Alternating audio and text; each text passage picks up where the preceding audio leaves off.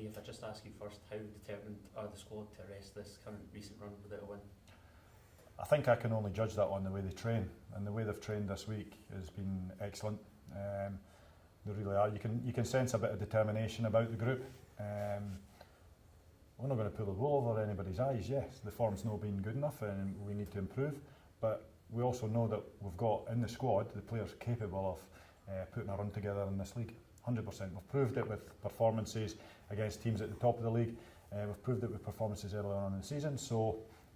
Yeah, there's a steely determination amongst the group, I think, to put things right on Saturday. Sean, just how much pressure is on you and your teammates to try and pull away from this basement battle? Yeah, look, it's obviously a little bit different to last year. Last year we were riding high at the top, so we're a little bit further down the bottom of the table this year. But look, it's a fantastic squad we got. We proved it earlier on in the season that we're a very good side. We just need to get back to that. I think a lot of quality in the team, and we just need to find that right rhythm. And I think once we get one, we'll go on a little run. So really confident for Saturday. As the gaffer said, it's been a really good week's training, and we'll go into it full of confidence and really look forward to it. In terms of Arbroath, Lee, they initially seemed to kind of reap the rewards from a new manager bounce, but are now without a win themselves in 4 league games. What have you made of them under Jim McGinty so far? Jim's an experienced coach at this level of football. He's had a lot of success down here, and I think it was a strange one with Dick Campbell moving on, because he seems like he's part of the furniture in there, but Jim's a very good, able, quality manager that's a good replacement. And listen, he's got a few injuries on his plate to deal with. I think their goalie scored a wonder goal about 2 weeks ago. That's the type of fires he's having to fight up there, but they've still got a competitive group of players, as they've proven in some of their...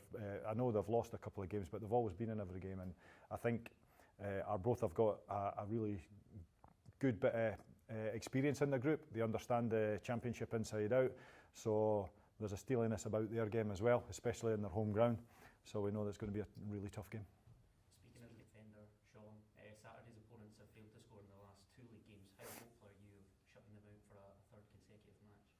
Yeah, look, we need to be a lot better at that. I think in recent weeks we've let in too many poor goals, too many sloppy goals, too many easy goals. So yeah, look, I think on Saturday's a day to really defend your box well, and hope your strikers up the top can go and put the ball in the net. So I'm sure if we keep a clean sheet, we'll win the game.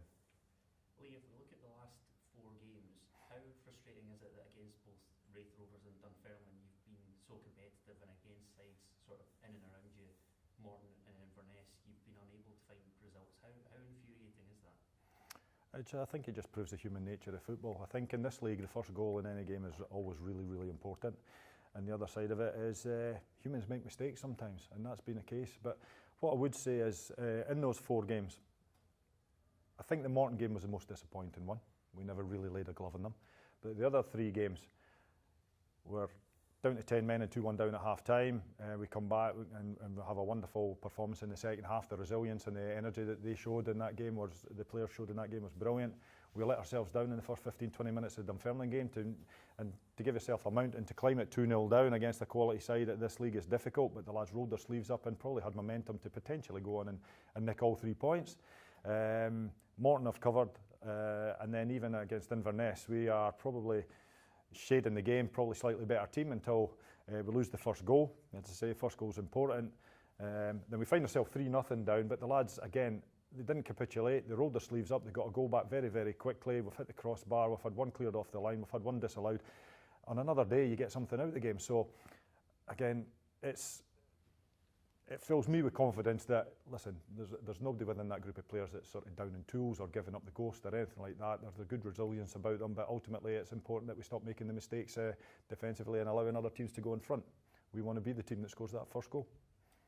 Sean, back in September you lost 2-1 up at Gayfield. What did you learn about Arbroath then, and how do you plan on correcting that? Yeah, obviously they've got a new manager. I think they're very similar in the way they play though. I think obviously last year they did very well, staying up towards the end of the season. Year before that, I think they were flying high up near the top. So they're a good side, very competitive in most of their games. And as you know, you go up to Arbroath, it's going to be a very tough game.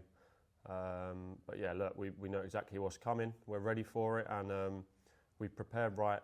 And I'm very, very confident that the group of players we've got can go out there and we go and get the result that we need.